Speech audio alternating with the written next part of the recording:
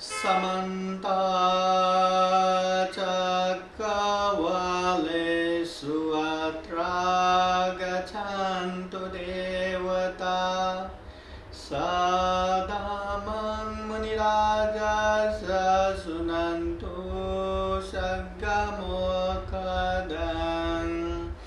धम्मश्रवणकालो अयं वदन्ता धम्मश्रवणकालो अयं वदन्ता धम्मश्रवणकालो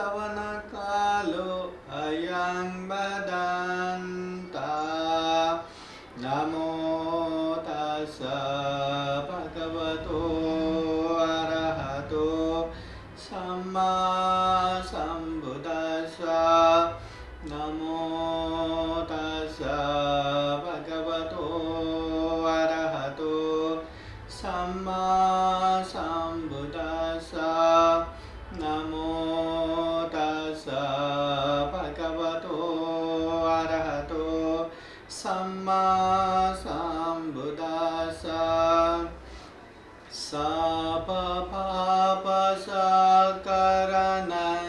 कुशलसौपसम्पदा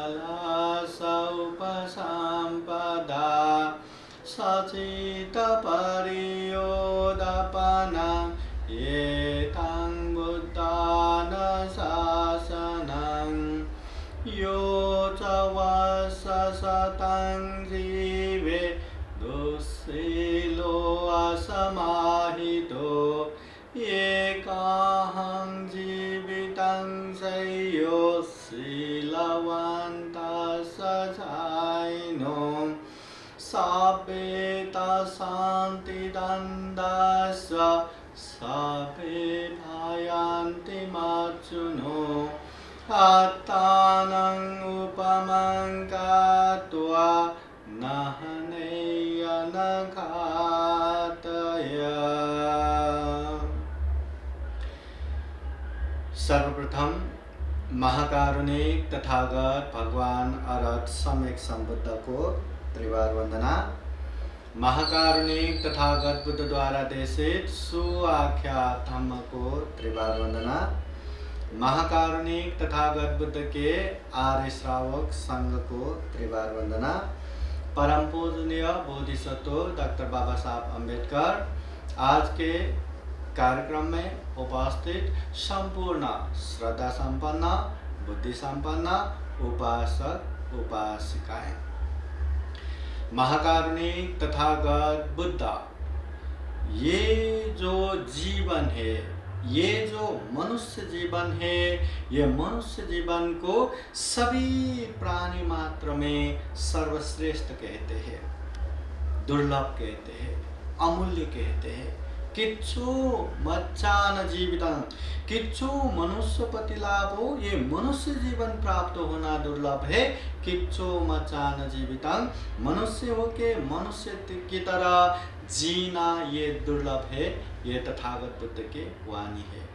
तो इतना दुर्लभ ये मनुष्य जीवन मिला है।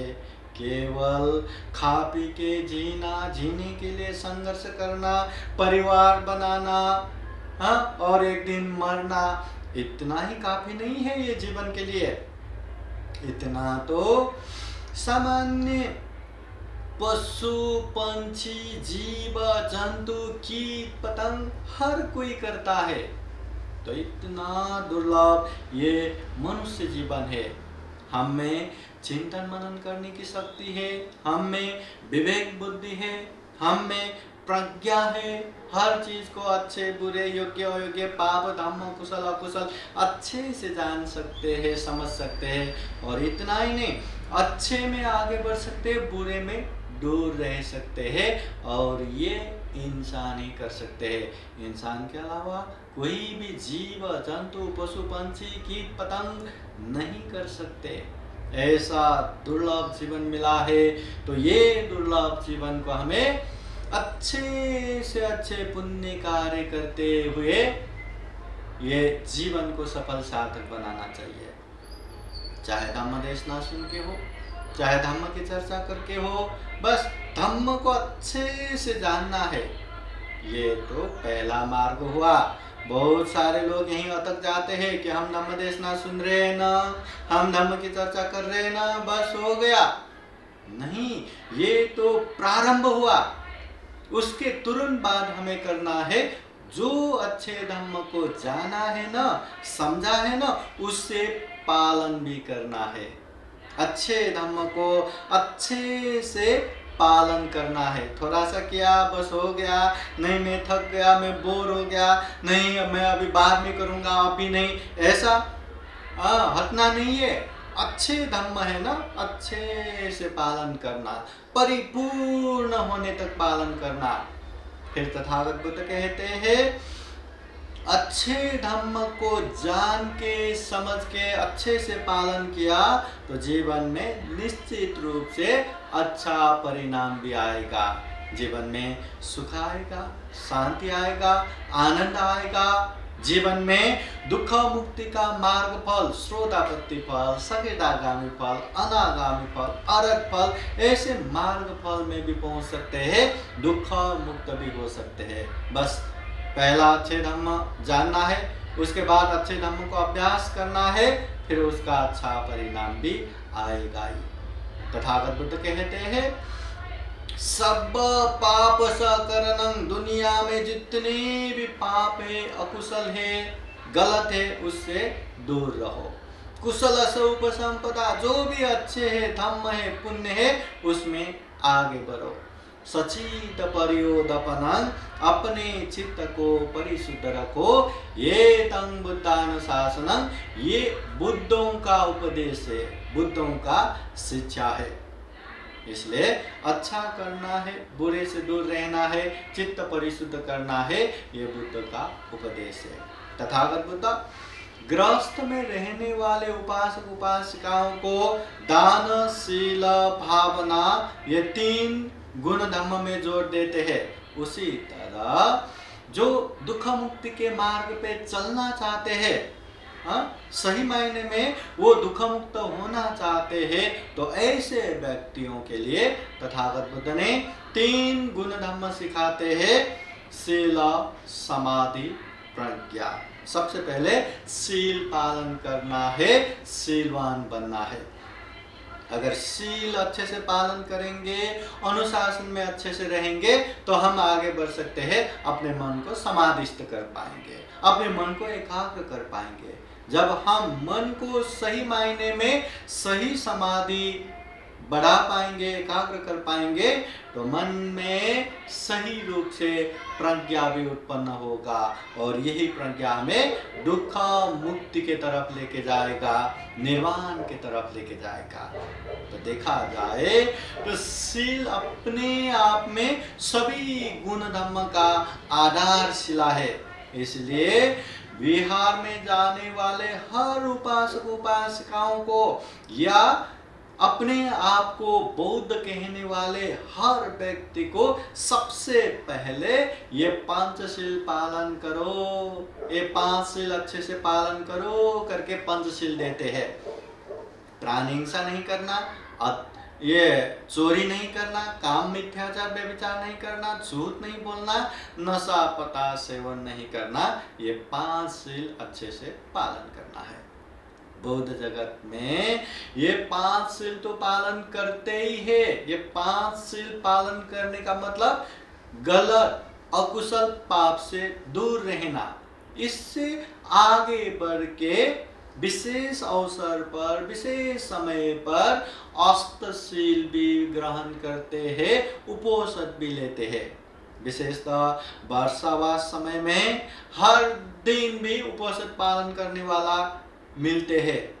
हर दिन नहीं तो अल्टरनेट, एक दिन छोड़ के उपोषण पालन करने वाला भी मिलते हैं, या 8 दिन में एक बार, पूर्णिमा के दिन, अष्टमी के दिन, अमावस्या के दिन, फिर और अष्टमी के दिन, ऐसे 4 बार पालन करने वाला भी मिलता है। कोई महीने में 2 बार, कोई महीने में 1 बार, और ये मतलब साल भर भी इसी तरह यह उपोषण पालन करने वाला भी मिलता है। तो उपोषण पालन करना, ये शील पालन करना अपने आप में ही बहुत अच्छी बात है, बहुत पुण्य का काम है।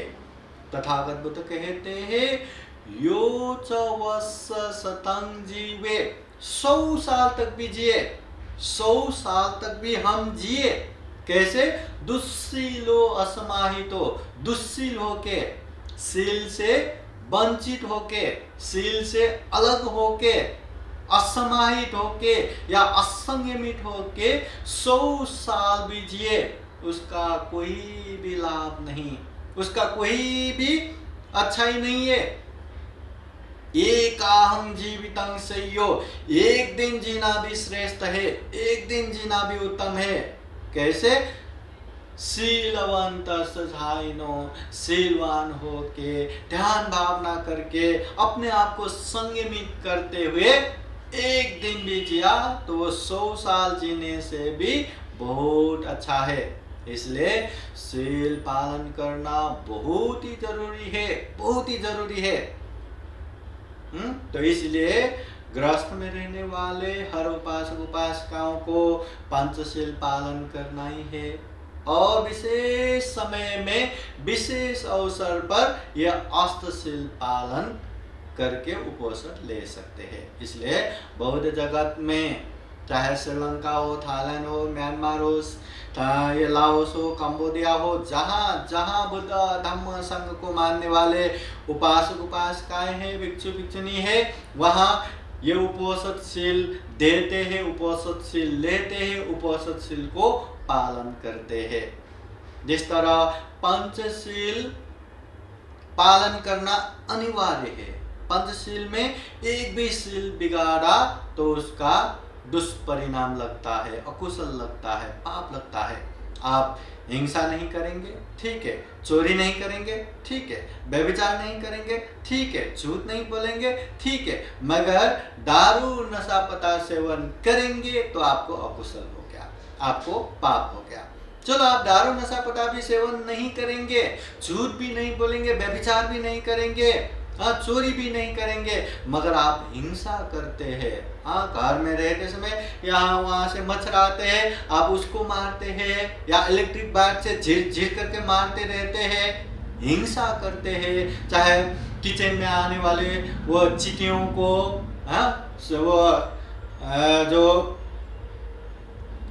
मीठे चीज में जो चींटियां आते हैं उसको मारते हैं, या यहाँ वहाँ आप कीड़े से लेके हर चीज प्राणी को हिंसा करते हैं, तो वो अकुशल हो गया, वो पाप हो गया। 4 पालन करने के बावजूद भी एक भी शील आपने बिगाड़ा तो उसका पाप लगता है।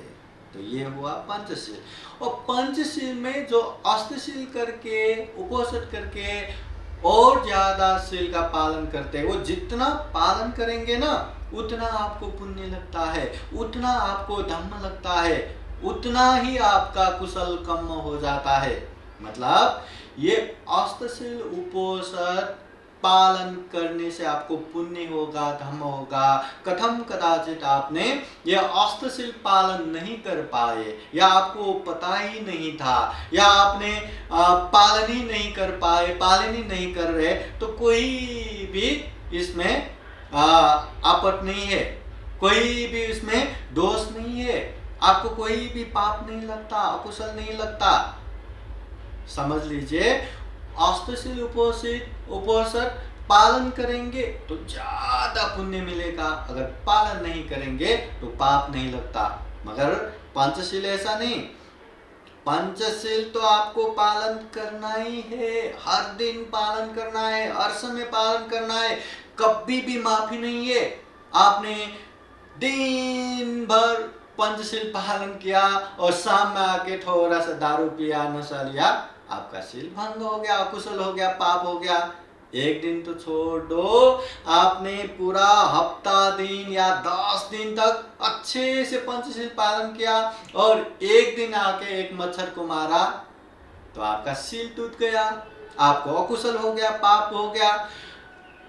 10 दिन तो छोड़ ही दो, 1 महीना तो छोड़ ही दो, 1 साल तो छोड़ ही दो, 10 साल तक भी अच्छे से शील पालन करने के बावजूद भी एक बार एक सील को थोड़ा भी बिगाड़ा, या आपने हिंसा किया या चोरी किया या व्यभिचार किया या झूठ बोला या नशा पता सेवन किया, आपका सील बिगड़ गया, आपको अकुशल हो गया, आपको पाप हो गया।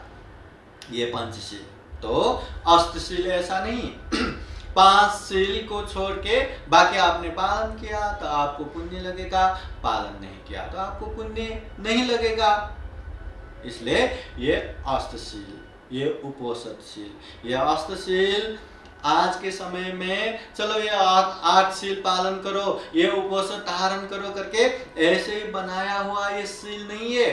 तथागत बुद्ध के समय से ही ये अष्टशील पालन करते हुए उपोषद धारण करते थे। तथागत बुद्ध के समय से ही, बुद्ध के समय उपासक उपासिकाएं हाथ में धूप अगरबत्ती फूल लेके शुद्ध वस्त्र धारण करके बिहार की तरफ जाते थे, और बिहार में जाके अच्छे से धम्म देशना सुन के, जिस दिन अष्टशील उपोषद धारण करते थे विहार में ही रह के दिन भर रात भर धम्म देशना चलता रहता है। धम्म देशना सुना तो सुना, आराम किया तो किया, ऐसे ही अच्छे वातावरण में पूरा दिन व्यतीत करके अगले दिन तथागत बुद्ध को वंदना करके पंचशील प्रार्थना करके घर में आके नाश्ता करते थे। मतलब उपोषद लेते समय बिहार में ही रह के पालन करते थे। इसका एक फायदा ये भी हुआ कि जिस दिन उपोषद अष्टशील लेते हैं उस दिन दूसरे गलत चीजों में ना लगे। अभी अष्टशील पालन किया, उपोषद ले लिया, चलो आज के दिन काम तो करना है ही नहीं, चलो अभी लोगों के साथ थोड़ा बातें करेंगे करके अनेक निंदा चर्चा करके बैठेंगे तो उपोषद तो बिगड़ गया। चलो अभी बोर हो गया, अभी चलो मूवी देख के बैठेंगे, टीवी देख के बैठेंगे, समय तो व्यतीत करना है, तो ऐसे करके बैठेंगे तो भी उपोषद बिगड़ गया। तो इसी तरह गलत चीजों में टाइम पास करके ये उपोषद लेना नहीं है। अच्छे से अच्छे, अभी भगवान बुद्ध के समय में जिस तरह बिहार में जाएंगे तो वो तो बिहार का वातावरण हो गया, वहाँ भंते लोग मिलेंगे, वहाँ भगवान बुद्ध मिलेंगे, वहाँ अनेक तरह इन्वायरमेंट रहेंगे, वहाँ पाली चैंटिंग, परित्राण पाठ, बुद्ध वंदना ऐसा चलता रहेगा, वहाँ धम्म देशना चलता रहेगा, वहाँ अनेक धम्म का माहौल, धम्म का चर्चा होता रहेगा, तो अच्छे से व्यतीत हो जाएगा। मगर आज के समय में घर में बैठ के ये अष्टशील उपोषद लेते हैं। वर्षावात समय में हर दिन उपोषद लेने वाले उपासक उपासिकाएं भी बहुत मिलते हैं, और बहुत सारे लोगों को ये भी लगता है, ध्यान दीजिए, बहुत सारे उपासक उपासिकाओं को ये भी लगता है कि उपोषद लेना मतलब फास्टिंग करना। 12 बजे के बाद न खाए तो उपोषद हो गया, अगर 12 बजे के बाद कुछ भी खाना पड़े तो उपोषद नहीं रहा, ऐसा सोचने वाले भी बहुत सारे लोग रहते हैं। इसलिए याद कीजिए, उपोषद धारण करने का मतलब फास्टिंग करना नहीं है। उपोषद धारण करने का मतलब 8 शील को अच्छे से पालन करते हुए ये शरीर से, ये वाणी से, ये मन से गलत न हो, इस बात पे संयमित होके रहना। कम से कम शरीर वाणी मन से अच्छा न कर पाए तो बुरा तो न हो, ऐसे संयमित होके अप्रमादी होके रहना, ये उपोषद धारण है। मतलब 8 शील अच्छे से पालन करना, केवल फास्टिंग करना ये उपोषद नहीं है। तो ये अष्टशील में क्या क्या पालन करना, ये उपोषद में क्या क्या पालन करना, विशेषतः 8 शील पालन करना है। पानातिपाता वेरमणि, प्राणी हिंसा नहीं करना, सबके सामने ही नहीं, अकेले भी रहा तो किसी को नहीं मारना।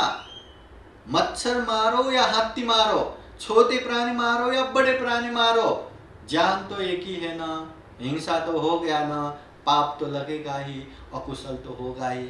इसलिए छोटे हो या बड़े हो, सबके सामने हो या एकांत में हो, कभी भी हिंसा नहीं करना, ये पहला शील। दूसरा अदिन्ना दाना वेरमणि, प्राणी हिंसा नहीं करना या चोरी नहीं करना, किसी का भी बिना पूछे ऐसे उठा के नहीं लेना। चोरी करने का मतलब लोगों का घर दरवाजा फोड़ के, दीवार फोड़ के ये लूट के लाना, वही चोरी नहीं है। बिना पूछे कुछ भी लेना ये भी चोरी ही माना जाता है। इसलिए बिना पूछे किसी का भी, अपने ही भाई बहन का भी क्यों ना हो, बिना पूछे उठा के नहीं लेना। तीसरा है अब्रह्मचर्य वेरमणि, ब्रह्मचर्य अच्छे से पालन करना। कोई भी स्त्री, कोई भी पुरुष गमन नहीं करना, मतलब ब्रह्मचर्य एकांतवास में रहना। पति पत्नी के साथ, पत्नी पति के साथ भी नहीं सोना, नहीं रहना, मतलब एक ही घर में रहते पर अलग अलग संयमित होके रहना, ये ब्रह्मचर्य पालन करना। तीसरा। चौथा है मुसावादा वेरमणि, झूठ असत्य नहीं बोलना, मजाक मजाक में भी असत्य झूठ नहीं बोलना।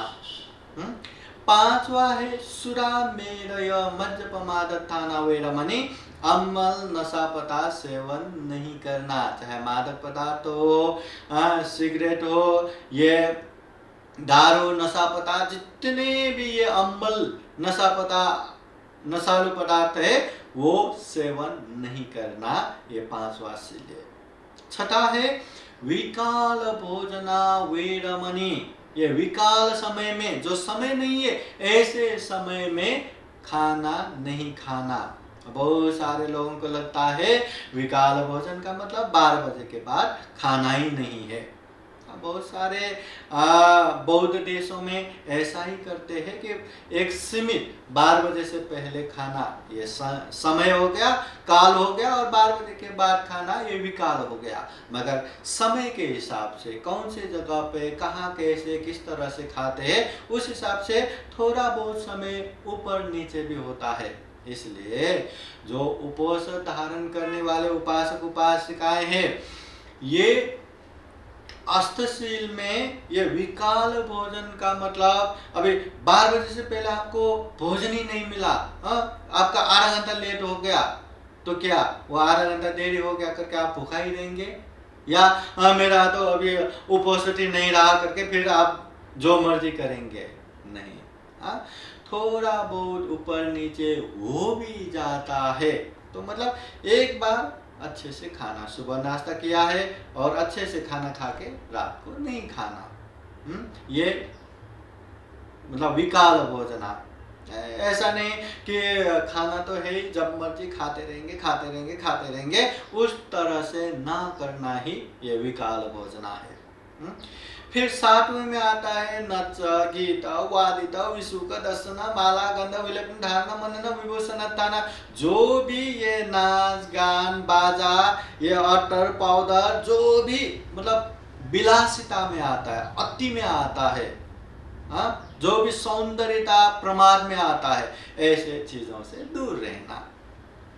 ज्यादा नाच के, ज्यादा गाना गा के, मतलब गाना गाना बोले तो कोई अब भजन कीर्तन करते हैं, अच्छे चैंटिंग करते हैं, वो नृत्य गीत में नहीं आता। मतलब जो अनेक उच्छृंखल या मन को ही चंचल बना देने वाले ऐसे ऐसे गीत गानों में, ऐसे ऐसे नाचों में, ऐसे ऐसे बाजाओं में न रहना, उससे दूर रहना। तो ये 7वां हो गया। और 8वें सील में आता है उच्चासेन महासेना वेरमणि, उच्च आसन पे नहीं रहना, उच्च सेनासन पे नहीं सोना। उच्च आसन, लाखों लाख का आसन भी रहता है, बैठते ही बहुत ही आरामदायी रहता है। लाखों लाख का ये शयनासन रहता है, बिछौना रहता है, जहाँ सोने से ओहो आराम से नींद लगता है। गरम में ठंडा, ठंडे में गरम, ऐसे बहुत महंगा।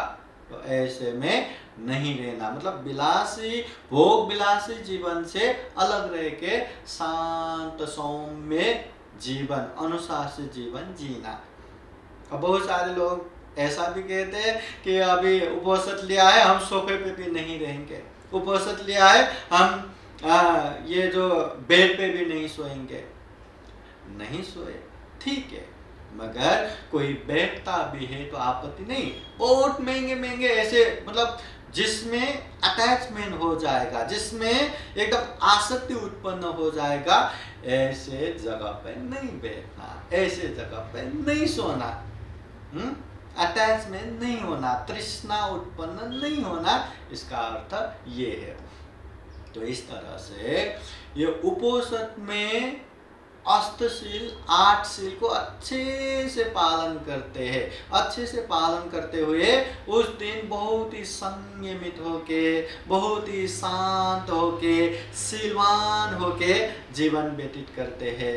बुद्ध के प्रति श्रद्धा रखते हुए, धम्म के प्रति श्रद्धा रखते हुए, संघ के प्रति श्रद्धा रखते हुए यह अष्टशील उपवास पालन करते हैं। और जितना हो सके उस समय धम्म की बातें सुनते हैं, धम्म देशना सुनते हैं, धम्म की चर्चा करते हैं। अगर वो धम्म देशना सुनने का या धम्म चर्चा करने का वो अवसर भी न मिला या ऐसे इन्वायरमेंट ही न मिला तो भी खुद होके धम्म की किताबें पढ़ना या धम्म की बातें देखना, ऐसा करके आराम से एक अच्छे वातावरण बना के आगे बढ़ते हैं।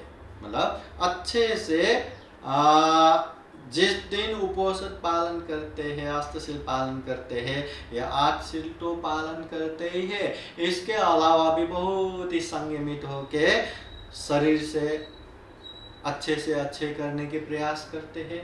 वाणी से अच्छे सुभाषित बोल के, लोगों की उपकारक चीज़ें बोल के बैठने की अभ्यास करते हैं। मन से भी अच्छे चिंतना करके अच्छे विचार लाते हैं।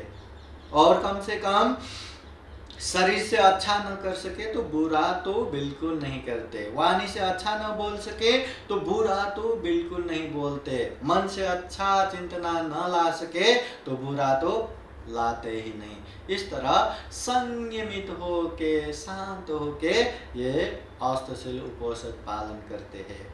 और ये बुद्ध के समय से ही उपासक उपासिकाएं ये शील पालन करते हैं। 5 शील, पंचशील तो हर उपासक उपासिकाओं को पालन करना ही है। जो व्यक्ति बुद्ध धम्म संघ के प्रति श्रद्धा रखते हैं या जो व्यक्ति अपने आप को बौद्ध कहते हैं, उन लोगों को ये 5 शील पालन करना तो अनिवार्य है। दैनिक जीवन में हमेशा ये 5 शील पालन करना ही है। जो व्यक्ति ये 5 शील अच्छे से पालन करते हैं, उनकी इच्छा होगा इससे आगे बढ़ के हम क्या पालन करें, तो ये अष्टशील उपवास पालन करते हैं। और जो व्यक्ति इससे भी आगे बढ़ के और क्या पालन करूं, और क्या शील पालन कर सकते हैं, तो ऐसी इच्छा हो तो वो लोग प्रव्रज्य जीवन धारण करते हुए 10 श्रामणेर शील पालन कर सकते हैं।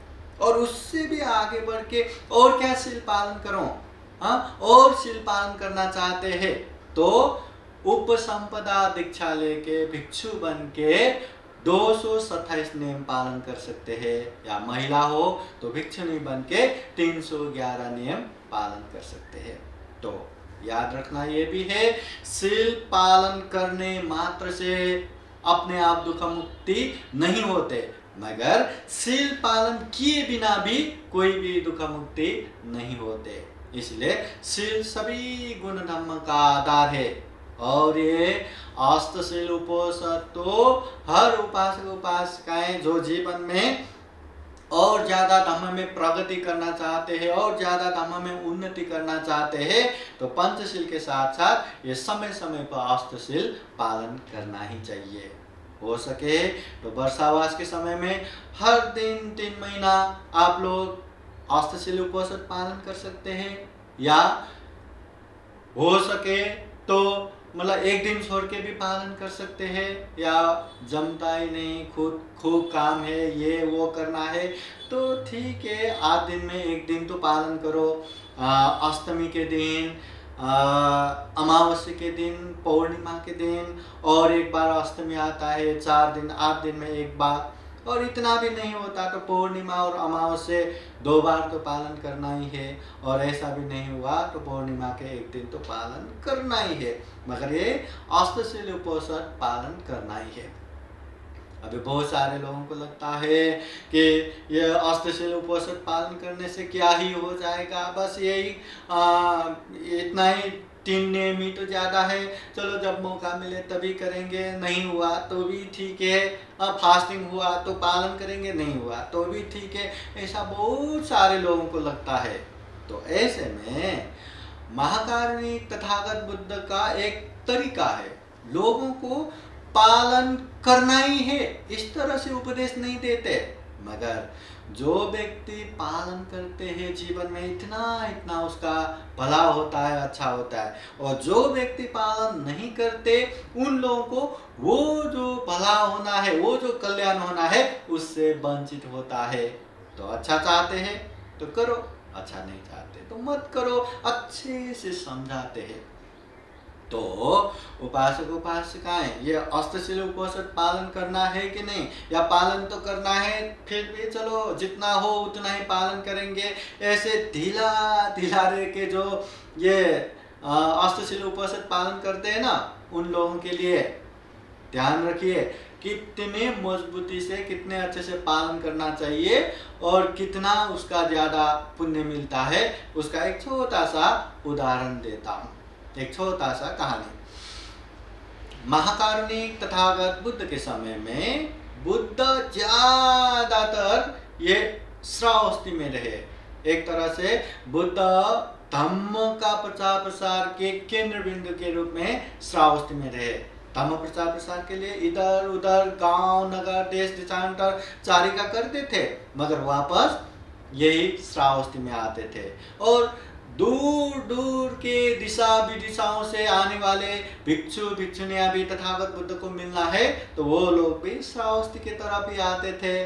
तो श्रावस्ती में जब से अनाथपिंडिक महाजन का जेतवन बुद्ध विहार और वैशाखा महाउपासिका का पूर्वाराम विहार वहां बन गया, तथागत बुद्ध ने श्रावस्ती को केंद्र बनाया। तो यहाँ उपासकों में महाउपासक अनाथपिंडिक महाजन, जिसे सुदत्त भी कहते हैं, वो अनाथपिंडिक महाजन ने सोने के असर पे बिछा के, सोने के सिक्के बिछा के जेठ राजकुमार का बगीचा खरीदा, वहां भव्य दिव्य विहार निर्माण किया और बुद्ध प्रमुख हजारों लाखों भिक्षु संघ को बुला के वहां संघदान किया, भव्य महासंघदान किया। उन समय में ही 54 करोड़ दान खर्चा करके जेतवन बुद्ध विहार दान दिया। उसके बावजूद भी अनाथपिंडिक महाजन हर दिन अपने घर में 1000 भिक्षुओं के लिए, 1000 भिक्षु भिक्षुनियों के लिए जलपान के लिए, भोजन के लिए और गिलान प्रत्यय के लिए आसन बिछा के रखते थे। मतलब कहीं भी भिक्षा गए या कहीं भी भोजन नहीं मिला तो अनाथपिंडिक महाजन के घर में तो है ही करके वहां जाके भोजन करते थे। और अनाथपिंडिक महाजन इतना ही नहीं, जहां जहां श्रावस्ती में बड़े बड़े कार्यक्रम होते हैं, अनाथपिंडिक महाजन प्रमुख होके वहां सब निर्देशन देना, ये वो भी ये पुण्य कार्य भी करते थे। तो अनाथपिंडिक महाजन के घर में 1000 भिक्षु भिक्षुनियों के लिए जो भोजन नाश्ता ये बनाने के लिए ढेर सारे लोग तो चाहिए काम करने के लिए, और बहुत सारे लोग काम भी करते थे। तो ऐसे में अनाथपिंडिक महाजन के घर में दूर गांव से एक गरीब इंसान वहां काम के लिए आया और उसको भी काम लगा दिया, जंगल में जाके लकड़ी वकड़ी लाना, ये वो काम करना, ऐसे काम दिया। तो वो सुबह नाश्ता करके जंगल की तरफ काम को गया और काम करने के बाद फिर बाद में आके खाना खाएंगे करके वो गया। जब वो काम करके थक के भूख के मारे वो लौट के आए और खाना खाने के लिए वहां गए तो वहां खाने के लिए कोई भी नहीं, बस उस अकेले को ही वहां खाना परोस के दिया। उस दिन वो जो नया कामदार है वो पूछते हैं कि ये पहले दिन तो मुझे दाल दो, मुझे सब्जी दो, मुझे ये दो वो दो, इतना चिल्ला के खाना खाने वाले के यहाँ इतने भीड़ होते थे। आज के दिन तो कुछ भी नहीं है, ये क्या है? तो बोलते हैं कि आज के दिन उपोषद दिन है। तो इस दिन अनाथपिंडिक महाजन प्रमुख सारे घर के लोग, सारे काम करने वाले सारे के सारे उपोषद धारण करते हैं, मगर तुम सवेरे सवेरे निकल गए तो तुम्हें बोलना भूल गया, इसलिए अनाथपिंडिक सेठ ने आपके लिए ही खाना बनाने के लिए बोले हैं, इसलिए आप खा लीजिए। तो वो सोचते अच्छा ये उपोषद शील भी लेते हैं, ये क्या है ऐसा ऐसा, तो मैं पालन कर सकता हूँ क्या? अभी शाम हो गया, मैं पालन कर सकता हूँ क्या? वो काम करने वाले लोग कहते हैं हमें तो पता नहीं, सेठ से पूछना पड़ेगा। हाँ पूछ के आओ। तो पूछते हैं, तो अनाथपिंडिक महाजन कहते हैं अगर ये समय पर भी अष्टशील उपोषद धारण करके पालन करते हैं तो एक दिन तो नहीं, आधा दिन पालन करने बराबर का पुण्य मिलेगा। तो ये सुन के वो काम करने वाले जो भूखा है वो कहते हैं ठीक है, अगर ऐसी बात है तो मैं आधा दिन ही क्यों ना हो मैं अष्टशील उपोषद पालन करूंगा। तो काम कर वो दूसरे बोलते हैं ऐसा मत करो, तुम सवेरे से जंगल में यहाँ वहाँ काम करके आए हो, भूखे हो, खाना खा लो, कोई बात नहीं, अगले समय तुम पालन कर सकते हो। तो वो कहते हैं नहीं नहीं, मुझे मौका मिला है, मैं पालन ही करूंगा। कितना भी बोला माना ही नहीं, उसने अष्टशील उपोषद ले लिया और खाना छोड़ दिया। अभी अन्नपान का शरीर, बिना खाना खाए शरीर को कैसे शांति मिलेगा? धीरे धीरे उसको वायु प्रकोप होने लगा, उसका पेट दर्द होने लगा, एकदम तकलीफ होने लगा। शुरू में तो बहुत सह के बैठा, फिर ज़्यादा ही तकलीफ होने के बाद यहाँ वहाँ से लोग आके देखने लगे क्या हुआ क्या हुआ, ऐसा हुआ, अरे ऐसा हुआ तो तुम्हें खाना खाना पड़ेगा, तुम खाना खा लो। माना ही नहीं। फिर अनाथपिंडिक महाजन को कहने के लिए गया। अनाथपिंडिक महाजन स्वयं चतुर्मधु लेके गिलान प्रत्यय लेके वहाँ आए और उसको क्या हुआ बोले तो ये भूख से ऐसा ऐसा हुआ। तो ऐसे में ये चतुर्मधु या जो ये गिलान प्रत्यय खा सकते हैं, खा लो। तो वो पूछते हैं ये आप लोग भी खाते हैं क्या? तो महाजन कहते हैं हम तो ठीक है, हमें खाने की जरूरत नहीं है, ये तुम्हारा तबीयत खराब हुआ है इसलिए ये खा लो। तो वो कहते हैं अगर कोई भी नहीं खा रहे तो मैं क्यों खाऊं, मैं भी नहीं खाऊंगा। आधा शील, आधा उपोषद पालन किया है, आधा दिन में अच्छे से पालन करूंगा करके वो खाया ही नहीं। तो अनाथपिंडिक महाजन ने कितना समझाया कि ऐसे समय में खा सकते हैं, ऐसे बीमार समय में खा सकते हैं, तथागत बुद्ध ने कहा है खाओ खाओ। उसने माना ही नहीं, मैं आधा उपोषद तो पालन करके ही रहूंगा करके खाया ही नहीं। जीत पकड़ के शील पालन करके बैठा और समय जाते जाते पूरा रात भर उसको इतना तकलीफ हुआ, जब सुबह हुआ तो वो मर चुके थे। आधा उपोषद पालन करके भूखे रहने से उसका निधन हो गया। फिर अनाथपिंडिक महाजन तथागत बुद्ध के पास आके ऐसे ऐसे हुआ, क्या क्या हुआ ये? तो तथागत बुद्ध कहते हैं चिंता मत लो, उसने अच्छे से आधा उपोषद पालन किया, आधा दिन उपोषद पालन किया, उस पुण्य के अनुभव से वो प्रभावशाली देव होके जन्म हुआ, मतलब सुगति में गया। जीवन में कोई भी पुण्य नहीं किया, कोई भी अच्छे धर्म नहीं किया, मगर उस दिन आधा उपोषद पालन किया तो वो प्रभावशाली देव होके जन्म हुआ, उत्पन्न हुआ। तथागत बुद्ध कहते हैं मतलब अभी आप लोग सोचिए, जो व्यक्ति जीवन भर कोई भी पुण्य नहीं करते, धर्म नहीं करते, मगर अंतिम समय में आधा उपोषद पालन करते हुए उसका मरण होता है, वो प्रभावशाली सुगति में उसका उत्पन्न होता है। अगर जो व्यक्ति पूरा दिन पालन करते तो उसका पुण्य कितना होगा? सुगति में जन्म होने के लिए, सुगति में उत्पन्न होने के लिए कितना पुण्य चाहिए? कितना हम पाप करके बैठते हैं, वो पाप से भी ज्यादा ये पुण्य चाहिए, तब जाके सुगति जा सकते हैं, अच्छे भूमि में उत्पन्न हो सकते हैं। नहीं तो ये पाप हमें खींचते हुए दुर्गति में पतन कराएगा। इसलिए हमेशा ये याद रखना है कि अगर आधा दिन उपवास पालन करने मात्र से भी इतना बड़ा पुण्य मिलता है, इतना सुगति प्राप्त होता है, तो जो व्यक्ति हर महीने उपवास पालन करते हैं या महीने के 2 बार पालन करते हैं, महीने के 4 बार पालन करते हैं, और विशेष समय में वर्षावास जैसे समय में हर दिन उपवास पालन करने वाले या हर 2 दिन के बाद उपवास पालन करने वाले, उन लोगों को कितना पुण्य मिलेगा, कितना कितना कुशल कर्म होगा। और जो सजग होके, सचेत होके, अप्रमादी होके, शरीर वाणी मन से सजग होके, अच्छे से संयमित रूप से जो उपवास पालन करते हैं, उन लोगों का पुण्य तो कितना है, कितना है। इसलिए शील पालन करते करते हमें समाधि की तरफ जाना है, और समाधि से हमें प्रज्ञा की तरफ जाना है, जिससे सभी दुखों से मुक्त निर्वाण की तरफ जा सकते हैं। इसलिए शील पालन करने मात्र से कोई भी दुख मुक्ति नहीं होता, मगर शील पालन किए बिना दुख मुक्ति भी संभव नहीं है। इसलिए ये शील सभी गुण धर्म का आधारशिला है। ये शील पालन करेंगे तो हम आगे जाके समाधि की तरफ, प्रज्ञा की तरफ भी आगे बढ़ पाएंगे। इसलिए जो जो अपने आप को उपासक उपासिका कहते हैं, या बुद्ध धम्म संघ के प्रति श्रद्धा विश्वास रखते हैं, या अपने आप को बौद्ध कहते हैं, उन लोगों को ये 5 शील पंचशील तो पालन करना ही है।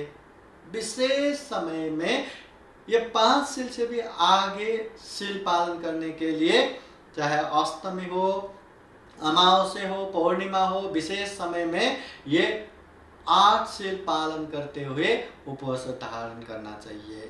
ये पंचशील, ये पंचशील के बाद अब उपवास अष्टशील, और उसके बाद भी और ज्यादा शील पालन करना है तो ऐसे प्रवज्य धारण करके 10 सामने शील पालन कर सकते हैं।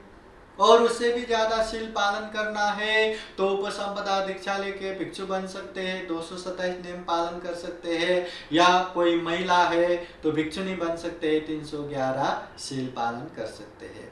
हाँ, अच्छे से शील पालन करेंगे, अच्छे से अनुशासन में रहेंगे तो हम धम्म में एकदम तीव्र गति से आगे बढ़ पाएंगे, समाधि की तरफ बढ़ पाएंगे, प्रज्ञा की तरफ बढ़ पाएंगे, दुख मुक्त निर्वाण की तरफ बढ़ पाएंगे।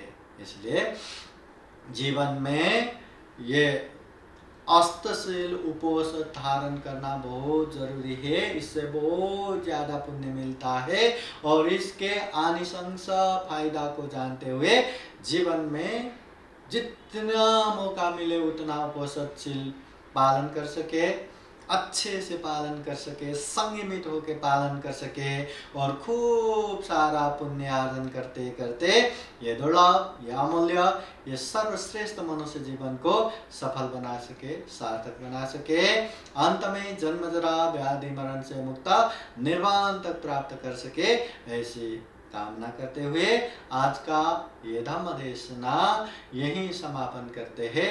सबका मंगल हो, सबका कल्याण हो। भवतु सर्वमंगलम्। साधु साधु साधु।